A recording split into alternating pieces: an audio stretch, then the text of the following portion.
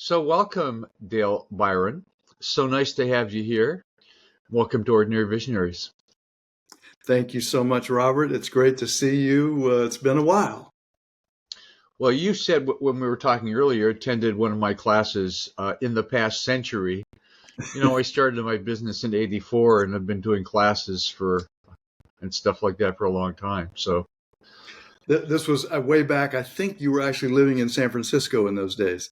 oh yeah, that's where I started my business. Exactly. It's just So, great connecting with these people. This has been the greatest thing, just connecting with people that I haven't seen or connected with for decades in many cases.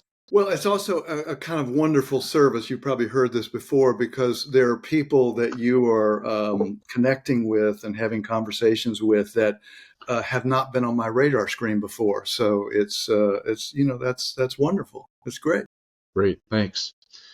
So let me ask you, how are you an ordinary visionary? Well, of course, I was prepared for this question, and I love that you've coined that term.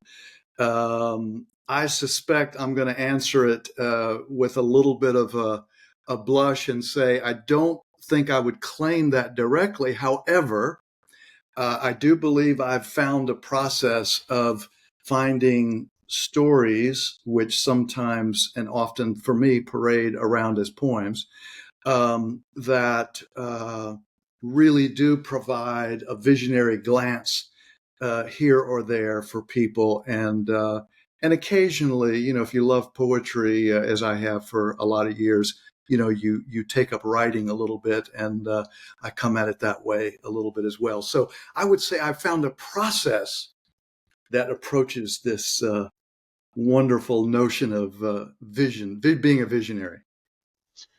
So how is it that you are a visionary?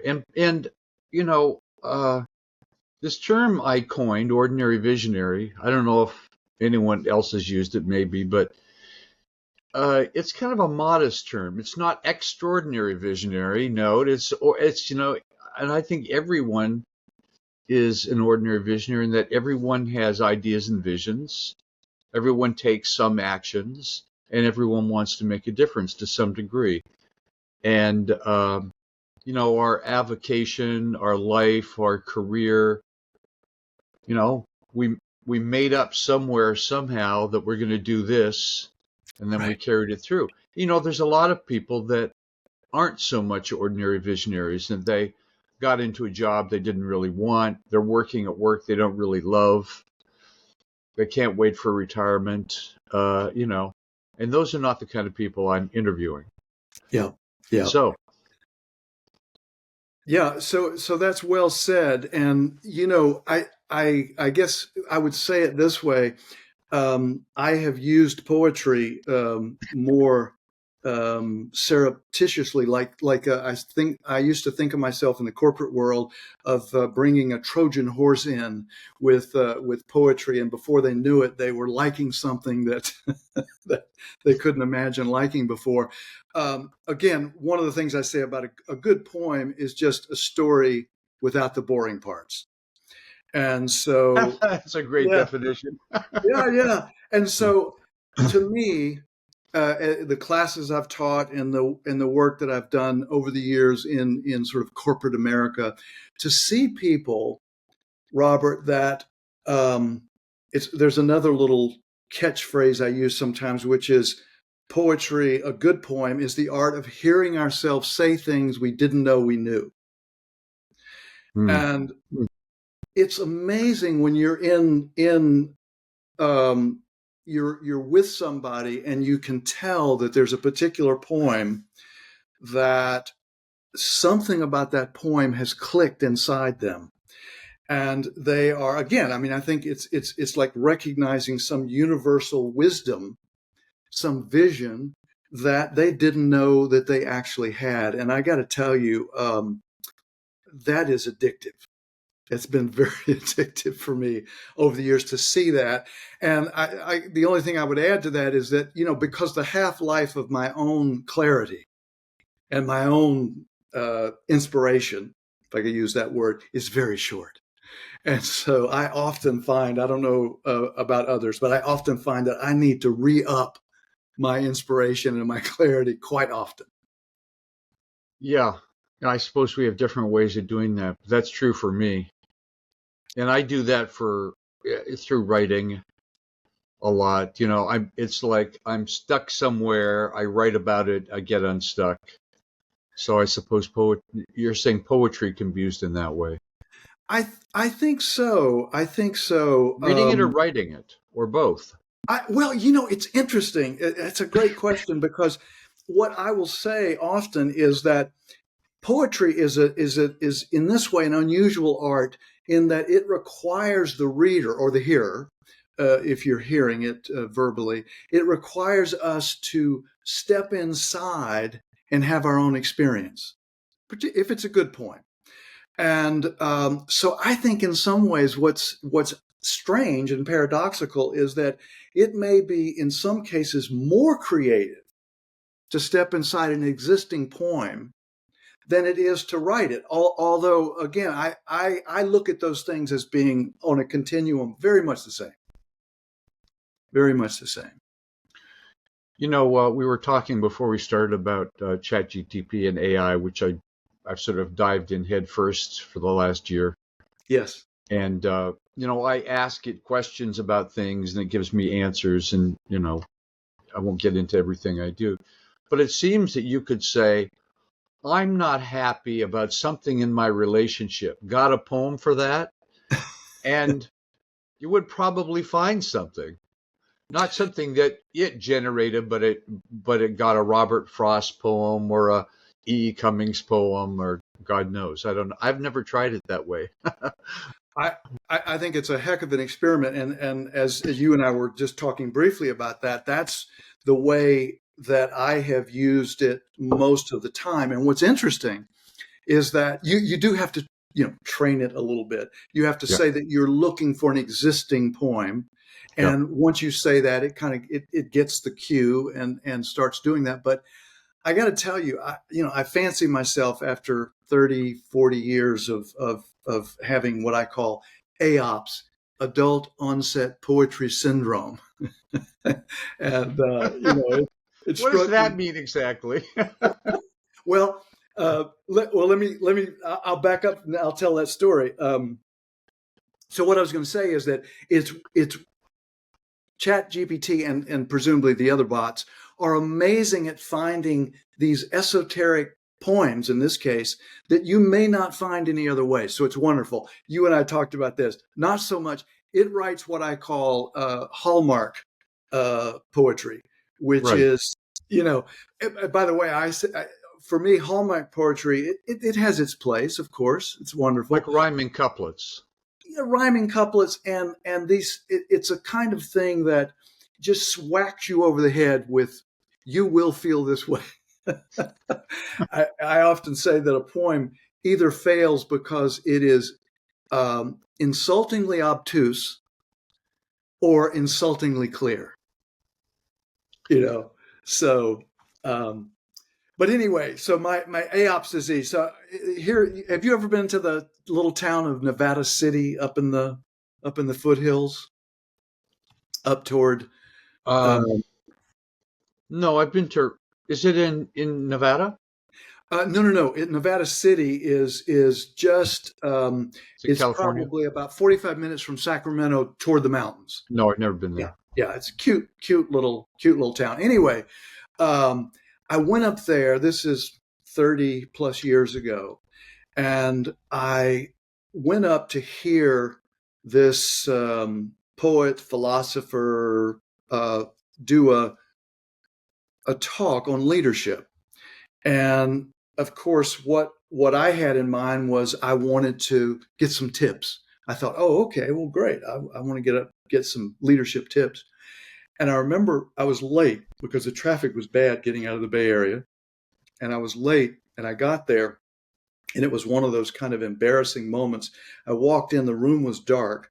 It was at this brilliant place called the Miners Foundry, which is a 150-year-old building there. And it was dark. I couldn't see, roaring fireplace. And here's this poet speaker on the stage, and he said, "What I heard when I first walked in," he said, "my heart rouses, thinking to bring you news of something that concerns you, that concerns many men, many women. Look at what passes for the new. You will not find it there, but in the old despised poems. It is hard to get the news from poems. Yet men die miserably, yet women die miserably every day for the lack of what is found there." My life changed. My life changed with those words. How did it change? Well, I could not. First of all, I thought this is the dumbest thing I've ever heard. Who in the world would put poetry into their lives in that as important as whoever wrote that was inferring? Yeah. But it's that old thing about I couldn't do it, but I couldn't forget it. So I couldn't figure it out, but I couldn't forget it. So it took me some time. And Robert, I think the thing, and this maybe gets to the heart of part of my work, my own need. I don't know about you and those who are listening. I find that I tend to be very heady. I go to there's nothing wrong with, having ideas and intellectual, but it's harder for me to get down here. It's harder for me to get into the heart space. And I found, and it took me a while to even know what was happening, that the poem it still had ideas. It still had some strategic ideas, but it dropped me down into, again, what is often called heart space. And I just, again, that word, I found that very, very compelling and very addictive to have a way to drop down into that. Yeah. Yeah. So, how do you tell us about your work and how you use poetry in your work? Well, these days, I've sort of switched my day job. I'm not doing the coaching and leadership work that I did for many years. I can talk a little bit about that. I wrote a book about poetry and leadership, and love doing that. These days, I'm teaching more, and I think you and I mentioned I just taught a course on poetry in troubled times. That sounds interesting. Yeah. Troubled times? Are we having troubled times right now? Exciting times in many ways. Yeah. Crazy times. What's the Chinese? What is that Chinese cliche about? May you live in exciting times, or something like that. What's the sign for exciting is one part danger and one part opportunity, or something like that. Something like that. Yeah. Yeah. Yeah. So I'm teaching more. And the last course I just taught was at the Fromm Institute, which is at the University of San Francisco. And anyway, wonderful place. Sometimes I tell the story about I was chasing a client. This was 20, 25 years ago. And a lot of people have probably heard of the Birkenstock people. Yeah, the sort of famous shoe people. And what's interesting is that Birkenstock in Germany was this little small company, and it was like the tail wagging the dog, because Birkenstock USA was huge, started by a brilliant woman named Margot Fraser, and located in Marin County for all the time of the company. Anyway, I had been chasing Margot, trying to get an interview with her because I wanted to work with that company. I was sort of attracted in my years of doing coaching and leadership work. I was attracted to companies that were, for lack of a better term, that were doing some kind of interesting, more progressive kinds of things. And they were definitely that, the way they were organized. So anyway, I could not, this is the thing about trying. Everything I did, this and this, nothing worked. You just got no response? I got no response. And it was like, I got no response. makes you a little suspect of different ways of trying. I think in your own work, one of the things I've gathered about your brilliance is the idea of creating a context which attracts people more than chasing them. Yeah, but you can go after people, but you know, but it's a little harder because they didn't initiate it. So it's like, Yeah. who is this person? So continue with your story. Hopefully Well, something happened here. so something did happen. So what happened is there was a little magazine, almost like a newsletter, which had sort of flipped into a magazine, thin, called Business Ethics, and this is many years ago, and so I put a little ad in there, or put a little thing, or maybe it was an article, I don't remember, but there was a phrase in there: how might we sell without selling out, was the little cliche. Well, that caught her attention. She might have been involved in that organization. It was a woman by the name of Marjorie Kelly, I think, which started it. Anyway, she's still around. So Margot had one of her people give me a call, and it was like, one of those things. Well, yeah, I would love to come up and meet her. So anyway, we met for about an hour the first time we met. This was in the 80s, the late 80s, and we talked about training and leadership for about maybe 20, 30 minutes. And for the rest of the conversation, we talked about the poet Rilke. Really? It was amazing. And I was clumsy in those days because I was trying to figure out ways. I was so in love with poetry that, I would just like, it was just like somebody would say something, and and I just, like a golden retriever that jumps in your lap, right? Yeah. You're like you have the relationship to poetry like I have a relationship to jazz. Exactly. Yeah. And the average person isn't into jazz. So I made a friend here in Boulder Creek while walking my dogs, and because he's into music, but that's unusual. But also poetry, it's like out of every 100 people, how many people are really into poetry? So you have this connection with Rilke, with this person you really want to connect with. That's interesting. Yeah, it was wild, and you can imagine that I was I was stunned.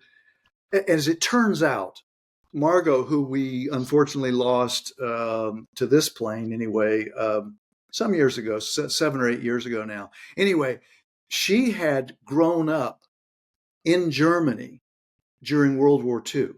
Holy cow. Yeah, and so her father was a refusenik in Germany, and moved the family around to stay just ahead of, as you can imagine, trouble. Wow. And she talked about him. He was, of course, passed for many years, but she would tell me over the years that she would say he had this second sense about keeping the family safe.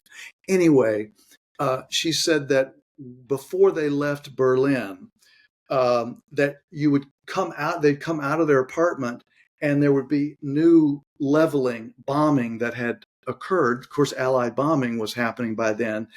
And she said it was only the poet Rilke that kept her somehow centered and sane. And, she was a young teenager. Right, right. So it was, and that, of course, that was pretty emotional. So I don't remember which poem it was, but I knew a few Rilke lines. So we played this game where I would say, and Robert Bly is the one that his translations of Rilke I love the most. And so I'd say a couple lines, and then she'd say it in German. It was wonderful. That relationship lasted for over a decade. So did you do some work with the company? Everything. Really? I Really? was there. My wife was with me working. She had her own career, but she would help me from time to time, and that was such a big um, piece that we worked together. We did. I mean, we did David Bohm dialogue courses. We did communication, leadership. I mean, if we came up with an idea about something, I'd say, Margot, I'm thinking about do it. Let's do it. So they were for those, and I know you have a lot of people that, of course, are business people and consultants and different things. They were Yeah. about $100 million company in sales. They spent, as far as effort and resources, probably what a company 5 or 10 times their size would do on development. It was wonderful. So it was Yeah. probably a decent place to work. It was definitely a decent place to work, and Yeah. yeah, yeah, it was just amazing. It was just amazing. So So did you or how did you integrate the use of poetry in the work with her or other clients? that's a great question. What I would do, what I found over the years, and I think I probably got a teeny bit better at it over the years, is that I found that there were these kind of anchor poems for even people that like you said, like with jazz, people that weren't particularly open to poetry. And I don't know what I'm out here on a limb when I say this, but I know enough to be dangerous about jazz. But I do know, uh, you know, I mean, Dave Brubeck, Miles Davis, and I would assume, Robert. And let me ask you this question: Are there pieces that if you wanted to have somebody have the most chance of sort of falling in love with jazz, that you would turn them on to maybe Take Five before you would turn them on to some esoteric piece by Miles Davis? Yeah. I mean, I don't, it's not like I get a lot of call for that, Right. uh, but yeah, I say, hey, what kind of music do you like? Etc. How could I get into jazz? Everybody likes Kind of Blue by Miles Davis. And I, I have so many albums and it's hard to know where to start, but Yeah. Yeah. But I would assume, again, I mean, maybe this is a master of the obvious here, but I would assume that as you fell more and more in love, that your own taste began to become, I don't know, what's the word, more complex, more refined. refined. Yeah. Yeah. Yeah. Yeah. I mean, So, there's most jazz I don't like. oh, that is amazing you said that. And I tell people, this is the most freeing thing I tell people. Most poetry I don't like. Yeah. And it's, generally I like jazz, but there are better musicians and there are better songs. And even within a particular musician, there are better albums. I just created a playlist of 250 albums from about 230 artists. So there's about one album per artist, and it's my favorite album of theirs. It wouldn't be for everybody. So over collecting for 50 years, it's like, yeah, I really like that because it just has a good collection of songs that just speak to me.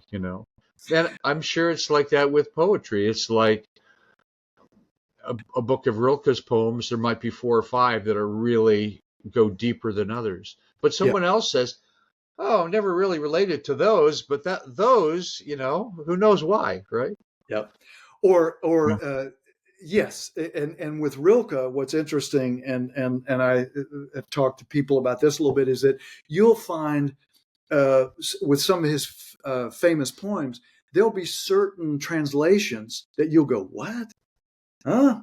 That's not Rilke, right? And then other translations that you absolutely love. So, yeah. Well, I will to give you a feeling. So, this happens to be one of those. Well, for example, here's in prep for our conversation, I thought, well, what are some of the poems that have been workhorses for me? I invoke that image of the Trojan horse, of sneaking them in. I did once have a group of CPAs, about 30 managing CPAs in a room, and I had them go around. I had 100 stacks of poems all around, and they would go and find something and read something that appealed to them.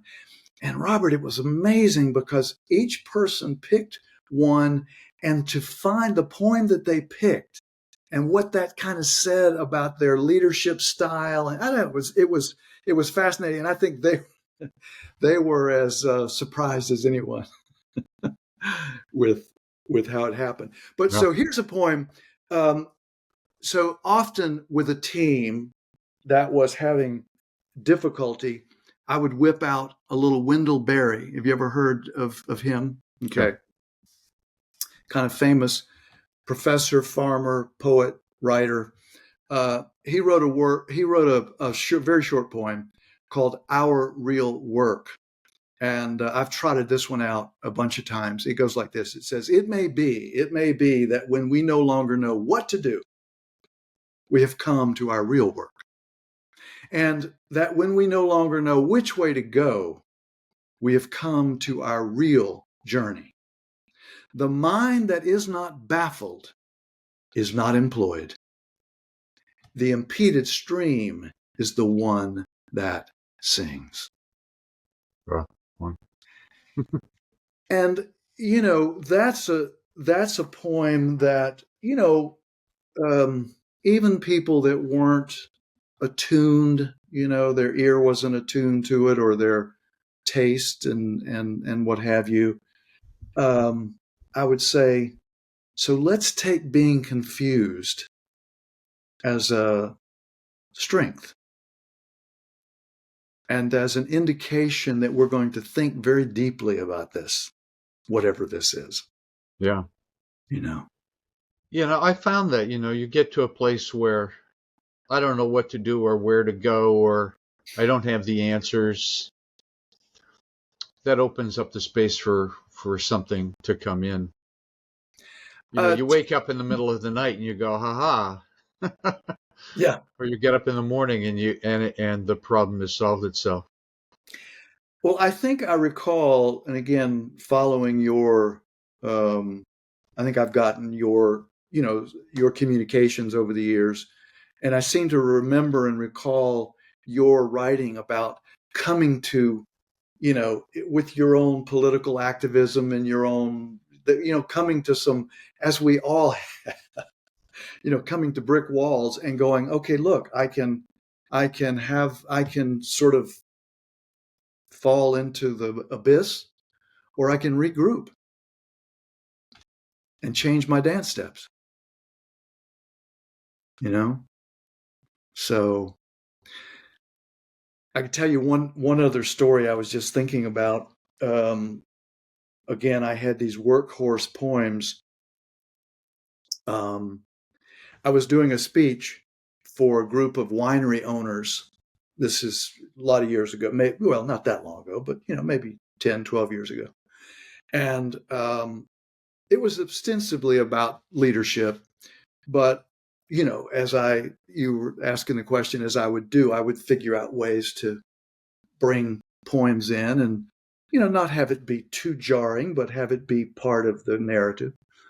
And I remember there was a poem that I've used this with so many people. Do you know Robert? Do you know the poet Mary Oliver? Do you know that? Yeah, a lot of people do. Again, maybe like Dave Brubeck or Miles Davis. Sure. Those kind of famous people. I think she just passed recently, didn't she? She did. Yeah. Good memory. She just a few years ago. One of her more famous poems. Well, anyway, I did this poem. It's not that long, and so I'll do it so people know what I'm talking about. It's called The Journey, and it's one of her It's one of her more famous ones. She said it like this. She said, "One day you finally knew what you had to do and began. Though the voices around you kept shouting their bad advice, though the whole house began to tremble and you felt the tug at your ankles, mend my life, mend my life," each voice cried, but you didn't stop. You didn't stop. You knew what you had to do.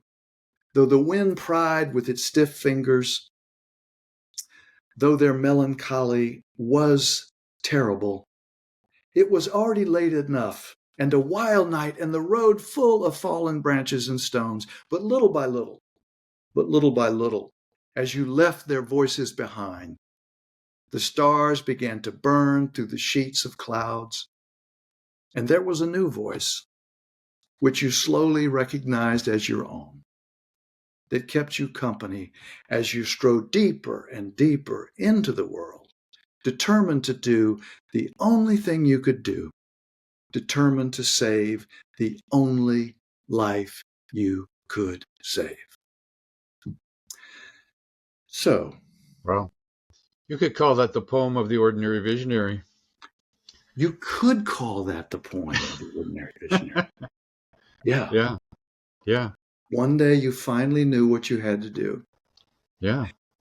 What's interesting, Robert, yes, I'll send this to you.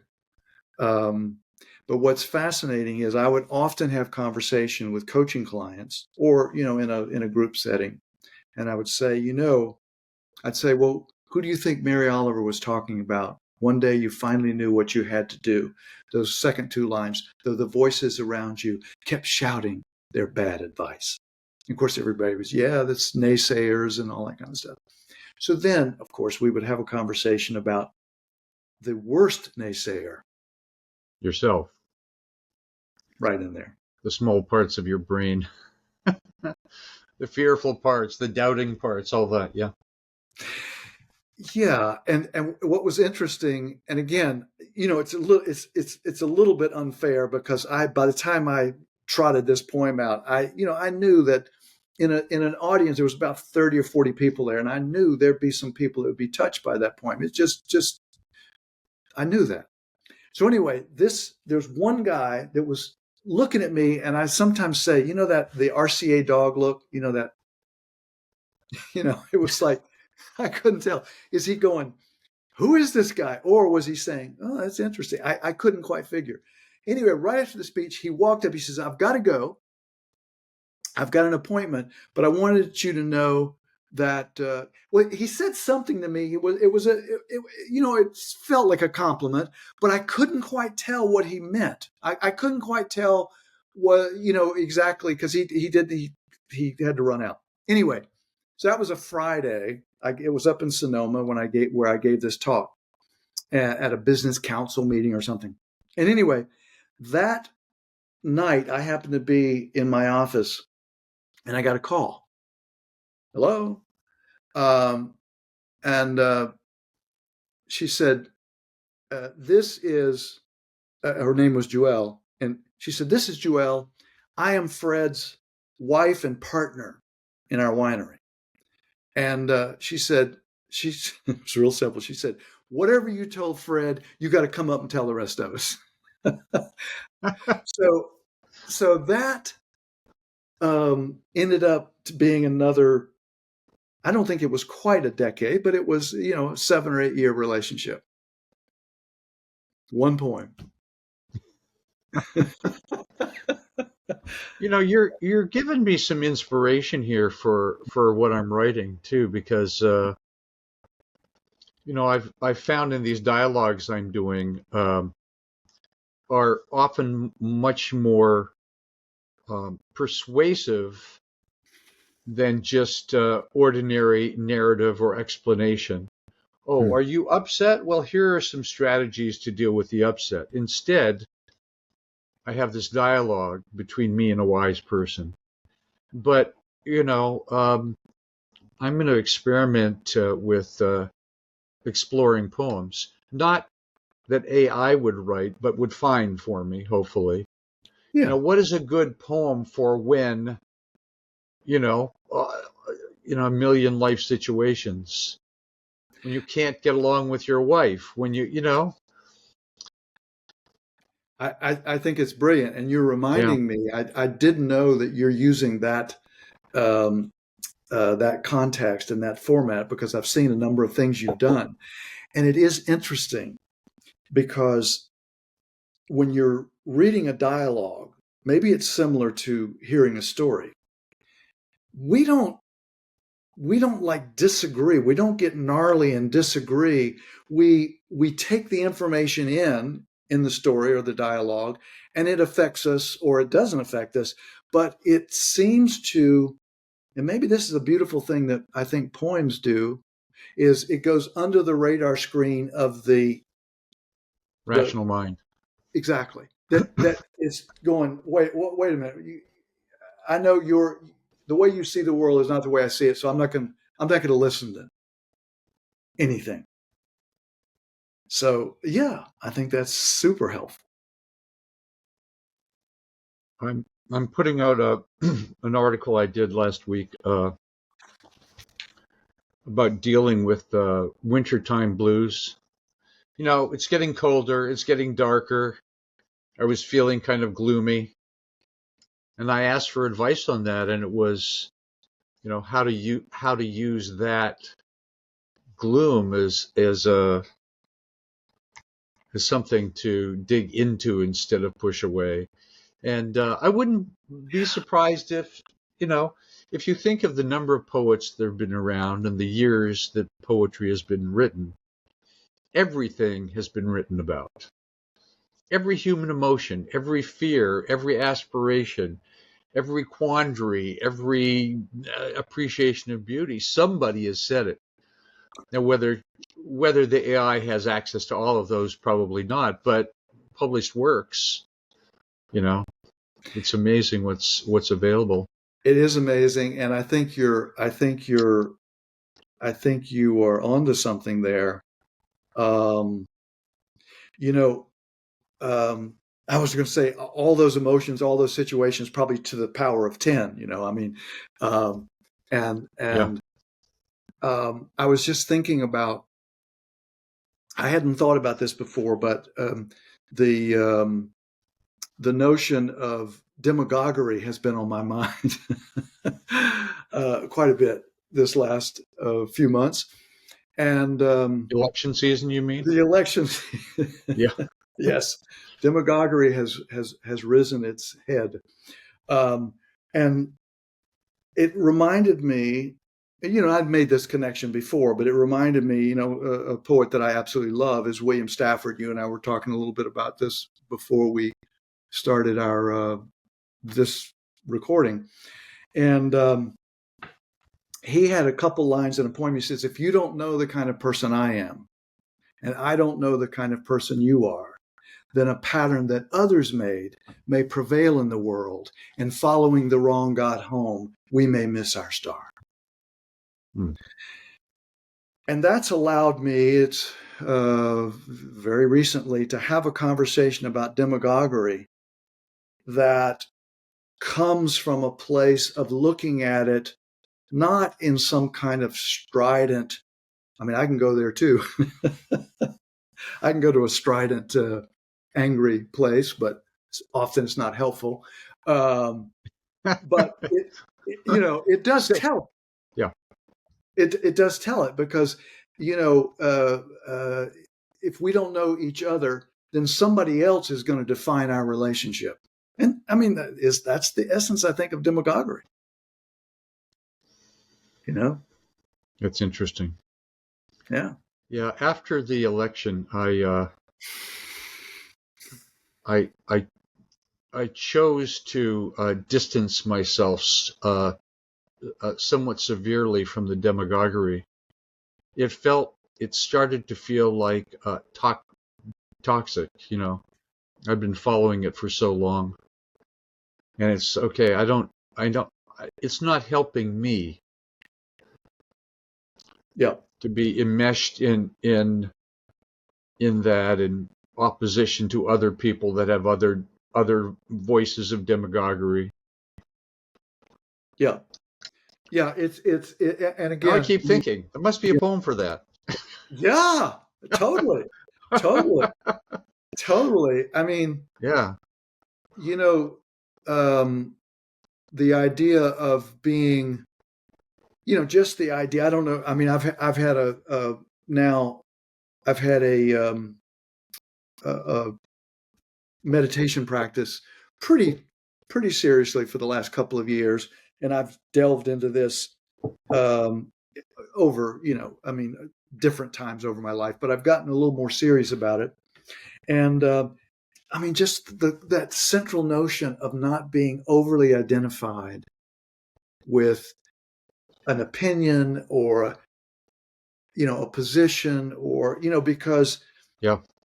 again, you and I've known each other a long time. We haven't talked that much over the years, but I studied the martial art of Aikido for a lot of years, and of course, I've thought to myself, the metaphor of that is easier said than done, by the way, of course.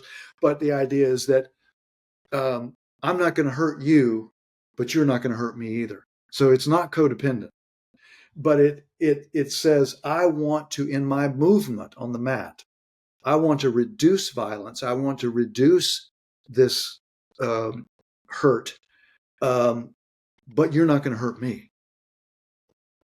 And I think that is it's a powerful metaphor for me. It's a powerful metaphor for me. And so anyway, yeah, yeah, Yeah. Do you found that Aikido's helped you in your interactions with people? totally. I mean, totally. And of course I fall off the wagon all the time in terms of becoming strident and all that kind of stuff. But yes, because the metaphor, in fact, this little piece behind um, is the three symbols of Aikido, which is the Huh. square is nope, we're not going beyond this. This is, we're going to cleave through. And then the circle is like one of my teachers used to laugh. She said, if you're doing Aikido with the IRS, you want to blend. you know, so you would move around the trouble, and as opposed to, heading directly to it. So, did you have an interest in it at any time, or did you another martial art that was interesting to you? No, when it comes to body stuff, I'm not that guy. Mm. You know. I can Uh, relate. yeah, I was in not Aikido, Taekwondo for a while. Yeah. It all it did is kick my ass. I never I just wasn't for me. Wasn't for Right. me. Right. Right. Right. Right. Well, yeah. I mean, and yeah. I mean, there's definitely a physical part to it. I think that I did it for a long time, and it is in some ways, the metaphor is more important to me 15 years off the mat than it was in those days. So yeah, it's good stuff. All part of the path. Yeah. Yeah. So this whole thing of tapping into core ideas about life through poetry. Mm. And before this, without AI or without Google or whatever, a little harder because you're faced with a book of a zillion poems, Yeah. and you can't read a poetry book like you do a novel. One poem after the other. It just doesn't compute. So Yep. I suppose I have a volume of E. Cummings that was given to me years ago. Um, yes, and So you can flip a page open and read something. It's sort of like, and it might penetrate. But if you're looking for a particular feeling, idea, perspective on something, where do you look? And if you have a book, that's kind of hard to do. It's like, who knows where that thing is. So Yeah. Uh, it's like jazz. It's like, how do you get into jazz? Where do you start? There's 10 billion albums. yeah, and with your, again, with your knowledge and depth of knowledge, you can. I imagine that you have a feel of, okay, here's where I'm going to go. This is the salve I need today. Yeah, Um, sometimes, yeah. so what I have often said to people was that I've said to people that we all need, and I've been saying this for a lot of years, we all need a poetry first aid kit. And I love yeah, that. yeah, yeah. I'm in emotional turmoil. Where's the poetry? Well, don't First you aid have kit. a jazz first aid kit? I mean, in essence, you might not have called it that. Well, yeah, there's certain songs that can be very uplifting and inspiring. Yeah. Yeah. Well, I mean, so the thing is that what occurs to me also. So if you have a first aid kit, then it sort of means that you have go-to poems, and there are certain poems that I have um, gone that I've read, probably thousands of times, and there are other poems that I've actually memorized because there is a way in which if you memorize poems, you put it into your body, it feels it's different. It is absolutely different. Um, and so I would say that you know there's a saying. Let's see if I can get it right. It says if the person who reads, if you read 1,000 poems, you will write like those poets. If you read 10,000 poems, you'll write like yourself. uh, it's hopeless for me. Well, and the People thing say, is, like, I want to get into jazz, where I own more than 7,000 albums. I don't listen to 7,000. I narrow it down to a few hundred, but it's like yeah, it's such a world. It's such a world, and there are so many worlds in the world that one yeah. says, well, where does one start? Well, and also, I would say that if you're talking, and you even talked about it earlier, if you were talking to somebody that said, Robert, look, I'm kind of interested, I want to get into it a little bit. Well, you would suggest to them a kind of, again, you might not call it that, but a kind of first aid kit for, it might be a better metaphor for this it's not about hurting, but it's more about just getting into something. What I find, and I think this is true, if you love anything, like if you love poetry enough, then you're probably going to pick up a pen. Again, you use writing just the way when we first started our conversation today. You said you write, let me write to see how I feel about this. Um, and so Or to that's what, clarify my ideas, or to sort through things, or to sharpen something, or, you know, so it absolutely. moves me forward, in some way. It moves you forward. And I will say to, there's my close friends that I tend to have conversations with regularly. I'll say, let me talk about this a little bit to see what I believe. Yeah. And, so for example, my sense is that, and I would say, people say, what is the point? That's kind of the question sometimes you get. And I'll say, any words that have you stop and pay attention. That's a point. Hmm. And so if you have writing as a practice, and a lot of the people that I work with used writing as a tool, I would say to them, and I really, really believe this, if you will write and not try to write, you can't help but cohere and become a more refined version of yourself. You can't help it.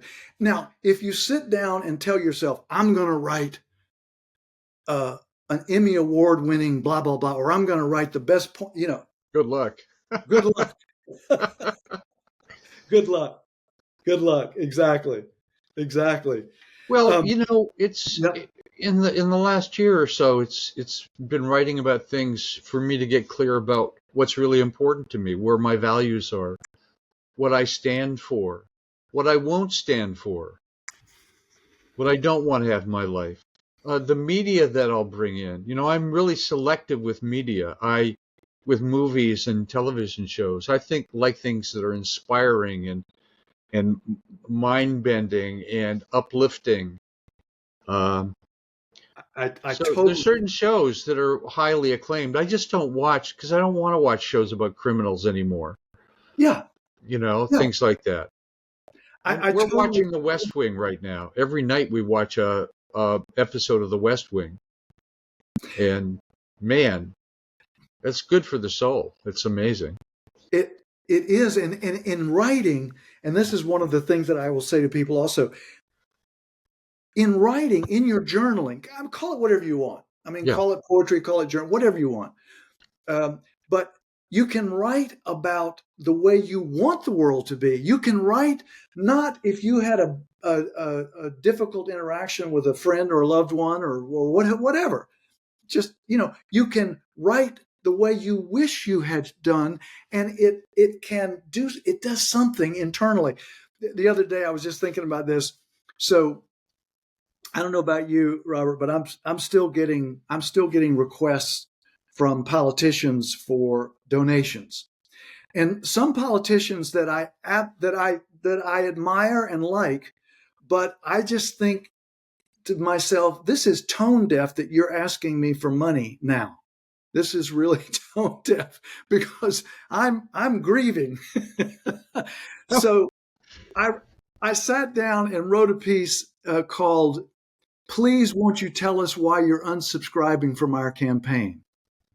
And the title, the quote at the top is, "The fundamental problem is that," this is by U.S. Senator Fred Harris, who just died the last few days. Oh, He's from Oklahoma, uh, and which is kind of interesting. But he said the fundamental problem is that too few people have all the money and power, and everybody else has very little of either. So that's my little quote. So I put that at the top. I'll just the first part of this. I wrote go the ahead. first stanza. I wrote, "Yes, well, so this is my answer." That little thing that says, please tell us why you're unsubscribing." So I said, "Well, yes, well, mainly because you are chopping at the branches, ignoring the rot at the root of our democracy, which is money. I mean cash, the unfettered, corrupting superfact of our times. It is the golden leash that tugs even the powerful back in line. It is the harvesting of billionaire and big corporate money that corrodes directly or indirectly, forever turning our world into a frustrating, unresponsive, hot mess for the average citizen." Now, I went on to write some more about that, but I got to tell you that it felt freeing Yeah. just to get that on. And I'm actually going to um, I'm actually going to see if I can't paste this whole poem into. So, yeah, I've been thinking about that too. I mean, it's just insane, and it feels like a big corporate monolith saying, "Well, I want something. Well, here's a few $1 billion because ultimately that will save me taxes, that will give me advantages, it will enable me to pollute." and and It's and it's crazy making. And the thing is, I mean, I know about your own career, and I worked with small to medium sized businesses. I am all for small to medium sized businesses. I'm down for that. yeah, But this big concentrated corporate power that has turned our politics into, turned it coin operated, basically. But again, not to rant. Here's the message. I think, at least I'm going to say it to myself. Write the poems. That poem helped me get in touch with the fact that I do believe that way upstream, if we want to talk about the challenges, you can talk about all these problems downstream, but it's the money sloshing around. Now again, how far upstream do you want to go? I like to go upstream and say, Martin Luther King said, you can get all kind of support for throwing life preservers out to people who are drowning in the river. But if you try to go upriver to see who's throwing them in. Really? He said that? It's a poem unto itself, isn't it? Unto itself, yeah. So Yeah. instead of just, again, I think this has been one of our themes, instead of stewing in it and just, again, watching more and more pieces that just have you more frustrated, it's like, okay, I love the way you put that. Where do I stand? What do I stand for? And what will I not stand? Yeah. That's poetic. Yeah. And also, what I'm finding from my writing is daily, weekly, anyway. There are issues, and not outside issues, close to me issues, things I'm dealing with, trying to do, trying to understand, trying to muck around with. And so, for every one of those issues, often they're unexpressed, and then they're internalized and they burn in us with frustration. I can't get along with this person, so by writing about it, maybe doing a poem about it, you start to clarify where you are and where the new possibilities are. That's And well said. you ever watch Jimmy Kimmel? I do. Yeah. One of his best excuse me, one of his best bits, he goes on the street and it's called Lie Witness News. And he says, what do you think about the fact that Mike Tyson was just appointed as vice president under Trump? And people say, yeah, I heard about that. That's pretty interesting. I'm not sure how good he'll do, but I support him. Now, and they put on ones like that. And I'm sure they interview a lot of people that says that didn't happen. That's crazy. But it's amazing how people make up stuff about stuff that's completely imaginary. Tells you a little bit about the ecosphere that we're marinating. Yeah, how much we don't know about our politicians or whatever. I think one of the metaphors, I don't see it right. One of the metaphors I often use, I'll bring a pickle jar in and I'll go, we all have to choose what's the juice that we're going to be marinating in. And that's a good one. And we get choose your juice. But just what you said, I was thinking about this metaphor, one of my other favorite, or one of a lot of favorite metaphors, but when you're writing, and I think when we're writing, you're working on increasing the signal to noise ratio for you. And to me, because we have such a cacophony around us, being able to find that signal, your signal, I think it's just so obvious how important that is, but it is very important. So maybe that's as good a wrap up as we could get. This has really been an enlightening and valuable conversation for me, because I'm going to start to tap into poetry. Whether I write it or not, I don't know. But I love, I spent yesterday reading a lot of sayings by Einstein. And, I actually bought a couple of books, and I'm starting to read about the things that Einstein said and his wisdom, and to be able to tap into that kind of thing, whether it's writing or poetry, is it's really powerful.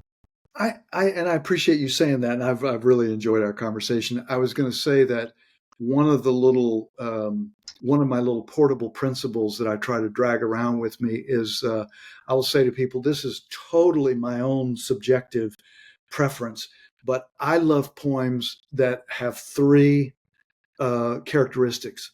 One, short. Short, not Rhyme of the Ancient Mariner. Man, you tell somebody, that's why I always say, if you tell somebody, look, I want to read your poem, it's short. First of all, you just relieve them, It's short. So less than a minute. so short, sustaining, and of course that's a big one. You can define that a lot of ways. Short, sustaining, and surprising. I like a little, somebody once said that a poem is just a serious joke. It's got a punchline to it. If it doesn't have a punchline, if it doesn't have a little, Insight, then yeah, because I think the best pieces of art have a little that remind us of something. Yeah. So anyway, I encourage everyone, find the language, even if it's not called a poem. If it's something that is important to you, that's poetry. Thank you, Dale. Thank you, Robert. Thank you so much. I appreciate the opportunity to talk.